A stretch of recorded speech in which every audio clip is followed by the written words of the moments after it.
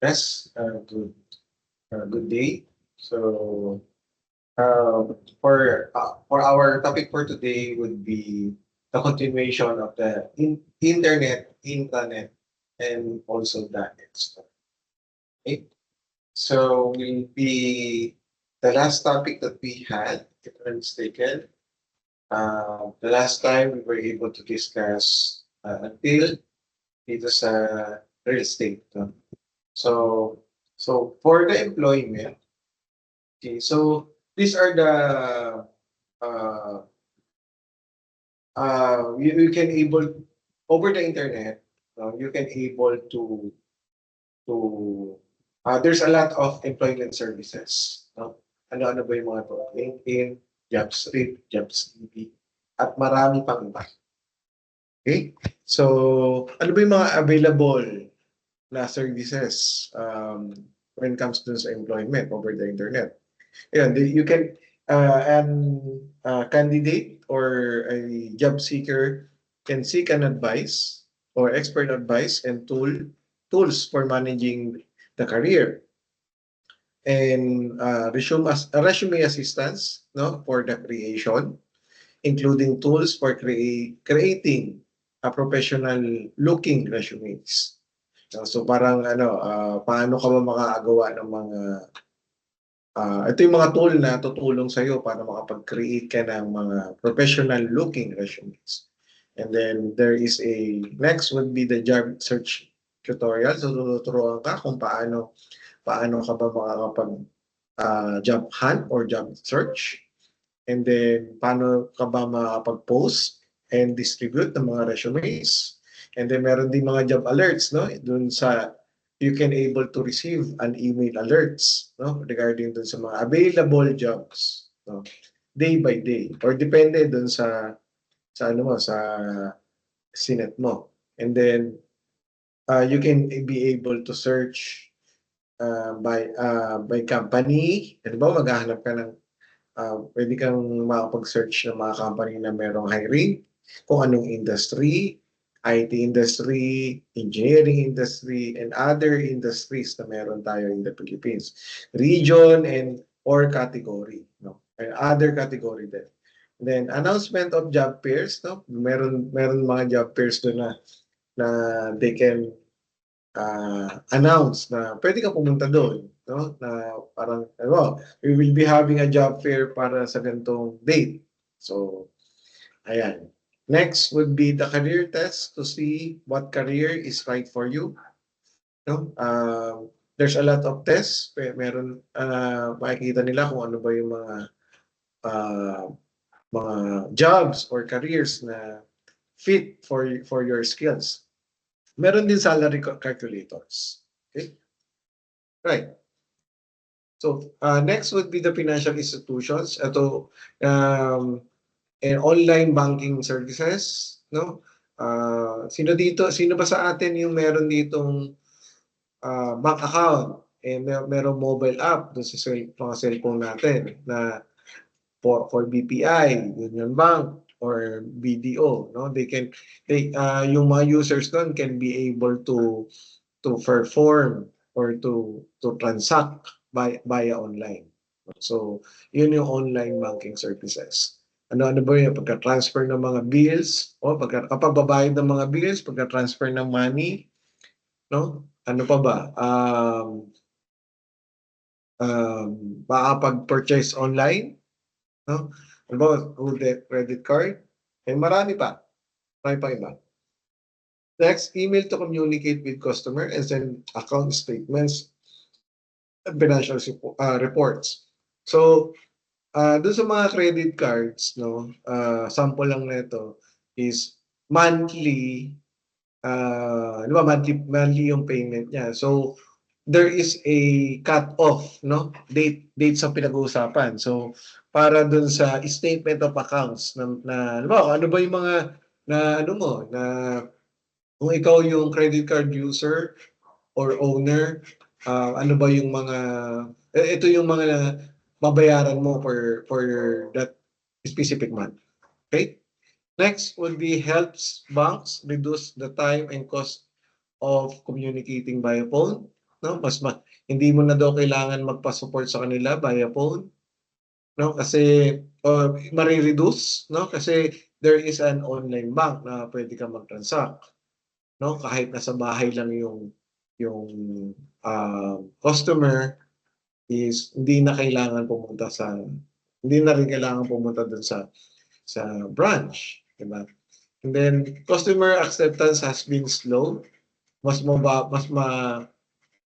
ano daw, no? Mas mabagal daw yung pag-accept ng mga consumer. And then banking services available via internet. So ito na yung pinaka overall, no, banking services available via internet. Kasi mostly ng mga ginagawa natin, mga transaction natin online, no. Ito yung ginagawa natin for the financial institution or the banking services. Okay? Next, software distribution. Vendors distribute software on the internet as well as driver and patches, such as antivirus, updates, small, fast, and easy to download. Sample lang nito. Sa iPhone natin, or sa mga cellphone natin, whether iPhone man yan or Android. So, usually, meron tayong mga nare-receive ng mga updates. No? Meron tayong, halimbawa, mga software update. So, parang sa iPhone, parang from 8.2 to 8.3. So, meron kang update for the iOS. So, ito yung pinaka-good example ng software distributions. Okay? Yung kailangan natin parang nagdi-distribute si Apple ng mga updates doon sa mga devices, no? So bakit ba natin kailangan 'yon? Kasi for the vulnerability, no, para to address yung mga possible na pag-hack o possible na mga issue dun sa old version. Okay? Or halimbawa, sa Apple, yung 8.2, di ba? Yung 8.3, marami nang na-fix na issue na hindi pa na-fix kay 8.2. Okay? Then, large program that is distributed over the internet kasi unang-una, masyadong mabigat yung files o yung size ng mga files na yan. So, kaya minsan meron tayong mga CD na ini-install sa mga computer natin or sa mga laptop. And then online copyright protection scheme, no? Most probably yung mga super company natin na yan has the copyright protection. Okay? Moving on, healthcare. So, one of good example nitong healthcare is the PhilHealth. We can be able to do yung mga request natin via PhilHealth, sa PhilHealth via online. What else? For those people na meron na yung mga parents, halimbawa meron kayong mga parents na nagwo-work in a multinational company or sa mga malalaking company, meron tayong tinatawag na HMO, no, yung health card. So, di ba, meron mga MaxiCare. So, sample natin MaxiCare, no. Si MaxiCare can be you can even if you do not need to call yung MaxiCare para magpa-schedule ka dun sa mga clinic nila, you can able to search for their website and set an appointment online. And then once na na-set mo na yung schedule mo or yung schedule ng check-up mo, pupunta ka na lang. Then bibigay mo lang yung reference, yung appointment ID mo or appointment number. Okay?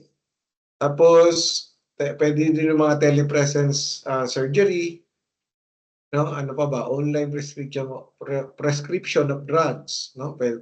Pagbibigay ng mga gamot ng mga doktor via online. No? Eh marami pang iba. Okay? Politics, no? Most politics candidates now make use of websites. So for announcing platforms ang mga plataforma nila, publicizing voting records, no? Notices of appearance and debates, no? Ginapanood lang natin yung online yung mga debates, no? Fundraising, no? Ano pa ba yung possible use of legislator voting online. So ginagawa to sa ginagawa to sa US, if I'm not mistaken.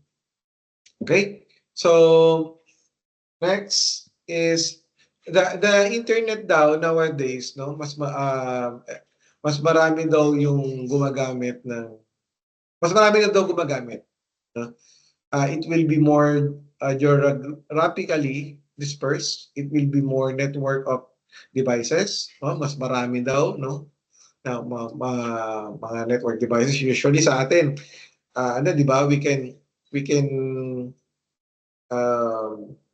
we are just ano na lang we are just connecting wirelessly no? So ito yon yung network of devices. It will carry much more content, no? Tulad nun sa YouTube, there's a lot of contents that you can watch.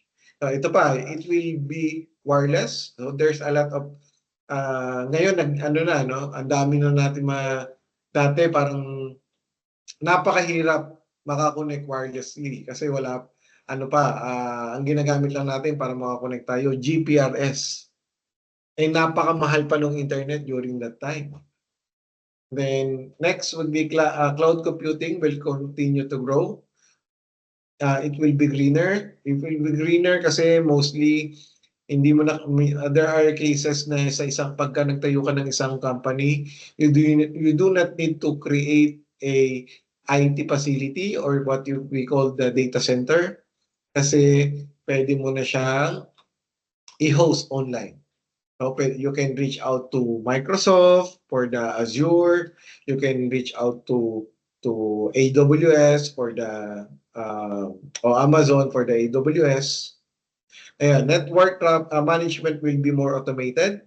Connectivity will become less important, no? Kasi mostly sanay na kasi tayo na we are always connected over the internet, di ba? Parang pagka gumagamit tayo ng internet everyday, parang normal na buhay na natin yun Parang hindi na normal pag hindi tayo kumo-connect sa internet nowadays, di ba? So there will be more hackers. Bakit? Dahil mostly ng transaction natin, mostly ng mga ginagawa natin through online, no? Kaya mas maraming hackers, maraming panloloko na pwedeng mangyari. So again, we have to be mindful on those. Okay? Next, intranets, no? Network within an organization that use internet protocols of and technologies for collecting, storing, and disseminating useful information that support business activities. Ano ba yung mga sample nito? Corporate portals. So, ibig sabihin parang pag open mo, halimbawa nasa isang company kayo, pag open mo pa lang ng browser mo, yung company portal mo na yung makikita. No? That's what you call the corporate portals. For internet or internal use by employee, many companies also allow trusted business partners to access their intranets. Ibig sabihin, there are also partnership kasi na halimbawa tulad sa atin, di ba? Parang si Mapua and also si Malayan. No? There are cases na they can coming from Mapua can be able to access yung mga intranets natin dito sa Malayan and vice versa, no? Si Malayan can be able to access din yung yung mga ibang sites ni Makuha. No? So that's what ito yung example na for internal use by employee. So since si Makuha is the one of the sister company, no, ng Malayan, so we can do we can be able to access some, no, pero not all. Pero who knows, no, later baka mamaya ma-develop na si Mapua and si Malayan would be same na, no, wala nang difference. More on location na lang din talaga. Okay? Intranet is different from LAN. Ibig sabihin, this is a different network, no, aside dun sa local area network natin, which is our yung mga kung saan yung mga connected yung mga wifi natin, no? Halimbawa dito sa Malayan, they can be able to tag as LAN o local area network yung mga kinokonektahan natin o mga wifi na connection that we are using para to connect to over the internet. Ni Malayan. Okay? Define and limit access carefully. So si internet daw can be able to define and pwede rin daw natin i-limit, no? Parang secured siya kasi pwede mong i-allow kung sino lang yung gusto mong i-allow. Okay? And next. So ayan, internet versus the intranets. So ito comparison lang siya, no? So for example, meron tayong key feature, no? Si user daw kahit sa internet kahit daw sino. Pero kay intranet, mga approved users only. Parang identified users lang kasi internal lang si intranet. Okay? So geographical scope, no? Kay internet daw unlimited. And then kay intranet is limited to unlimited. Depende kung ano yung i-allow ni corporate or ni company. Speed, mas mabilis daw, mas mabagal daw ang internet rather than internet. No? Kay intranet naman, mas mabilis naman daw si intranet kaysa kay internet. Bakit kaya? No? The answer would be, kaya mas mabilis si intranet kasi si intranet is just local lang siya. Ibig sabihin, kung halimbawa meron kang intranet dun sa loob ng company mo, mas mabilis mo siya ma-access kasi hindi ka na lalabas, no? Hindi ka na ko-connect sa internet pa. Parang ano lang yan, parang meron kang local network. O yun talaga, meron ka talagang local network na hindi mo na kailangan kumonect sa internet para ma-access mo yung mga websites or mga corporate portals na meron ng isang company. Unlike kay internet na kailangan mo pang kumonect doon sa internet para para ma-access mo yung mga website. For example, Facebook, YouTube, and etc. Okay? Security. Internet daw is less secured rather than the internet. And then si internet naman is more than secured than the internet and user access is restricted more. Parang limited lang yung access. No? So, kasi si internet, kahit sino pwedeng kumonect. No? Walang security, walang total insecurity. Pero sa internet, mas secured siya kasi limit lang kung sino yung merong access dito. Hindi lahat ng tao. Okay?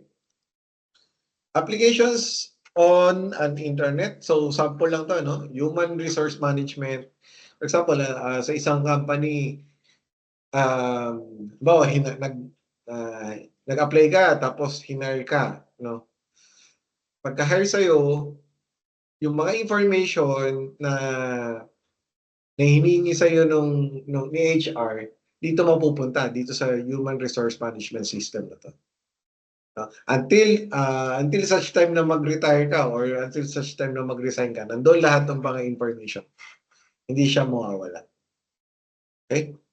So, sales and marketing, yung mga ginagamit nilang pang sales and marketing na mga system.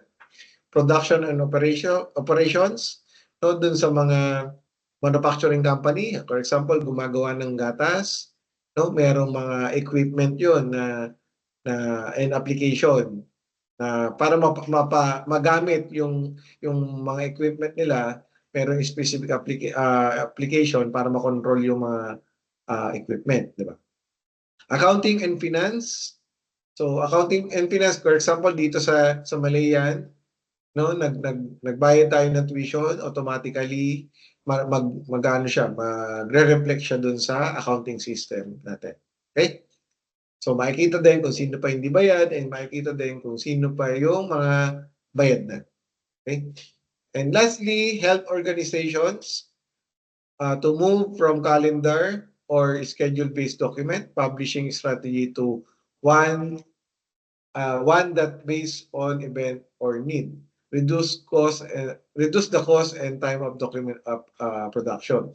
So ibig sabihin dito, yung mga tinatawag natin na paperless, no? Paperless meaning hindi mo na daw kailangan mag-print, no? Parang electronic na lahat, no? Hindi mo na kailangan i-print para makita. Halimbawa, parang nasa isang department ka, ipe-print mo tapos ipapakita mo dun sa mismong dun sa nasa example nito, dito ka sa CCIS department. Ipe-print mo pa yung document na yon, tapos pupunta ka pa dun sa HR department para ibigay lang, no?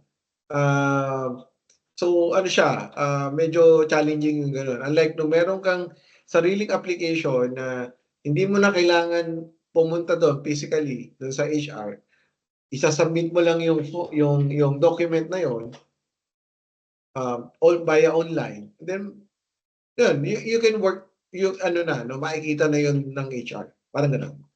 Example, okay? Extranet. No, this is more secure daw, no?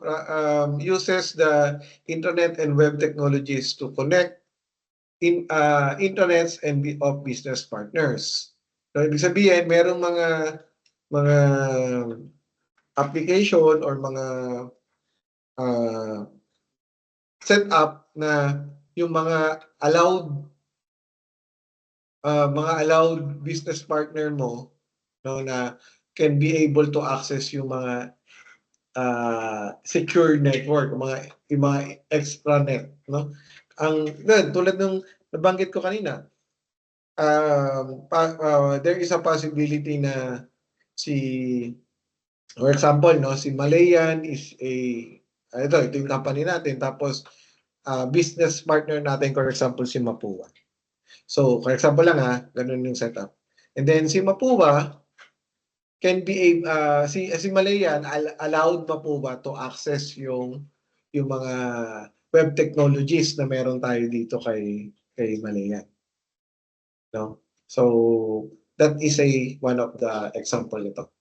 Tapos, type of inter-organizational system, electronic funds transfer, parang sa mobile app, electronic data exchange, katulad ng example ko kanina na yung pagka-transfer ng mga data from one computer to another. Okay, DMZ refers to the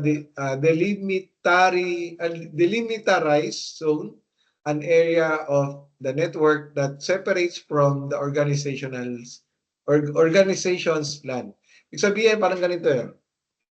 Halimbawa, meron kang yung network ng office nyo. Tapos, gusto mo ihiwalay yung network ng parang ganito, example. Meron iba yung network na ginagamit ng mga estudyante dito sa Malaya para makakonect sa internet. Iba din yung network na ginagamit ng mga employee dito sa Malayan. Tapos, for example lang, halimbawa, under natin dito sa ano ba yung example natin? Halimbawa, yung student council, for example. Halimbawa lang, meron tayong sariling isang network doon. Only, pwede natin gawin na i-separate natin yung network na yon, network ni student council, dun sa network ng employee na Malayan, which is the organization's plan. So that is the DMZ. Pero it's still under the extranet. Okay? Extranet. Extra network. Okay? Then, ano ba yung mga advantages ng mga extranets? No? First, mas mabilis yung coordination, mas mabilis yung feedback, kasi nga same network or maliit lang yung network, hindi ganun ka congested, consumer satisfaction, cost reduction, expedited communication. So those are the advantages. Okay? And then ano daw yung mga new trends ng Web 2.0 and 3.0 eras, no? 2.0 trends of applications that are more interactive than traditional web applications, collaboration and e-collaboration. So ano daw, no, parang dito, no, sa atin parang what we call yung collaboration natin through Teams, through Facebook, mas madali na yung dati kasi parang walang ganun eh, di ba? Parang dati parang pinaka ano ba, yung chat messaging, yung messaging tool, messaging app dati, kung alam niyo yan, yung Yahoo Messenger. Ano lang yun, as in chat lang talaga yun. Wala siyang call. Unlike ngayon, yung Teams natin, meron call. Di ba? Yung WhatsApp, meron call, Messenger, meron call, and kung ano-ano pa, mas mabilis yung collaboration. Okay? Ano daw siya, more interactive than the traditional web application. Si ano naman, Web.o, ano daw, yan, provide context for searching online information, focuses on intelligent web application using various application and AI technologies. So, ito, self-explanatory naman, gumagamit tayo ng ChatGPT. So, that is the example ng artificial intelligence. Okay? Ito, Web 1.0 versus 2.0. Ayan, no?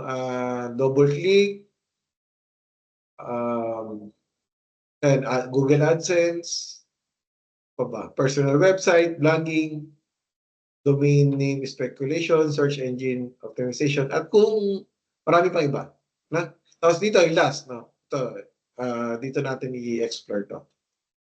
Posting a movie file on a personal web page. Ngayon, hindi na natin kailangan yan. YouTube na, doon na natin i-upload. Diba? So, ayan. Marami pang iba, no? Pero ito yung mga example natin.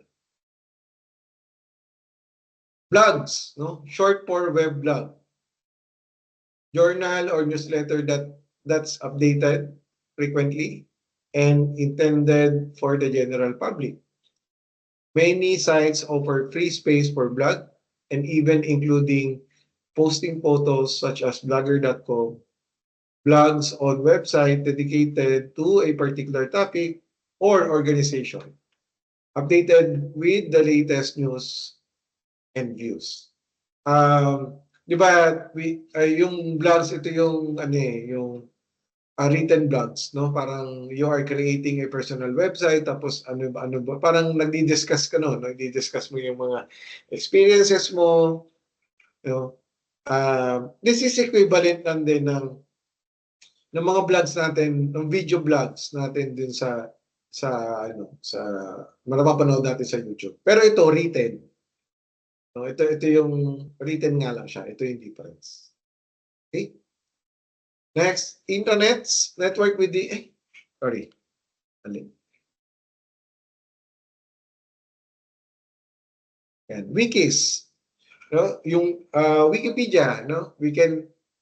Users are allowed to add, edit, delete, and sometimes modify content. Online encyclopedia, information users can be also an information provider. Issue with quality of information, Wikis have caught on at many companies. So do not always rely on the Wikipedia or mga wikis natin kasi nga um, hindi lahat, no?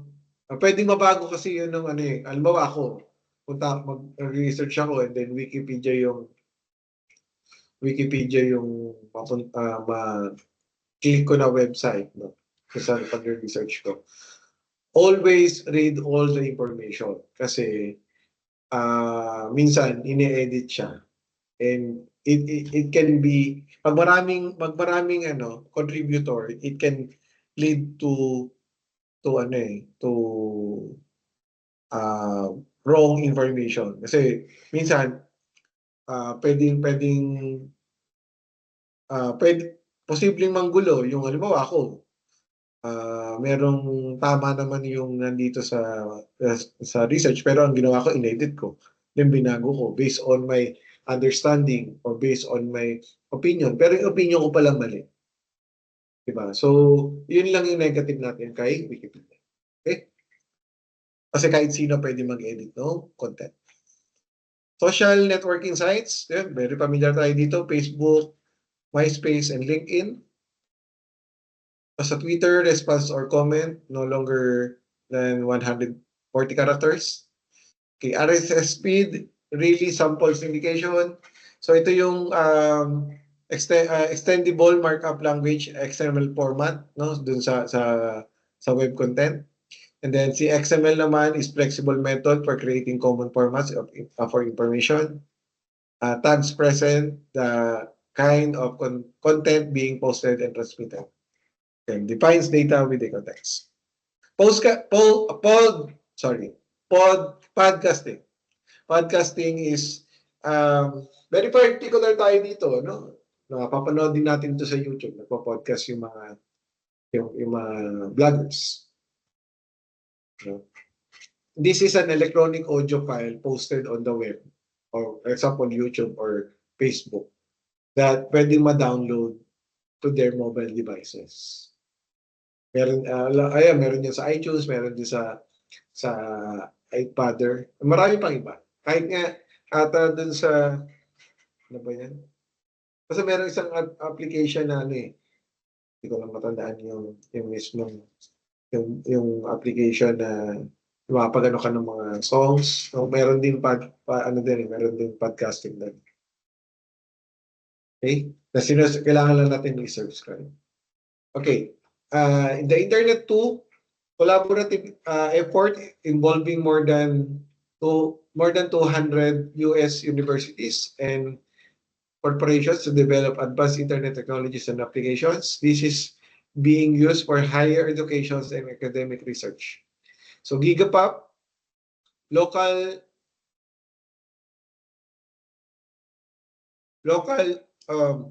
connection, point of presence. Then this is being used as the main function in the exchange of I2 traffic with a specified bandwidth. Then this is also relies on the NSF net and MCI's very high-speed backbone network devices. Right? Then the continuation, the applications of internet include learningware, digital library, teleimmersion, and virtual laboratories. Okay? All right, these are the summaries the topics that we were able to discuss today. So please expect na this coming or for the next week meeting, which is on, let me check. Check ko lang yun.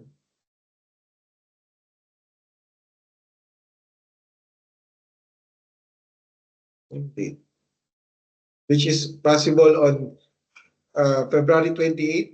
No, we will be having our quiz, no? So ano ba yung mga topic for our quiz? First, we will be including itong the internet and extranet. And then itong i-discuss natin, which is the the e-commerce, we will be uh, included in our quiz, no? Pero we will be needing to discuss this first on 28 prior tayo magkaroon ng quiz. Okay? So I suggest na mag-ano muna tayo, start reading the material that this is already uploaded in the BBL. Okay, so after the quiz, no, by the following week of March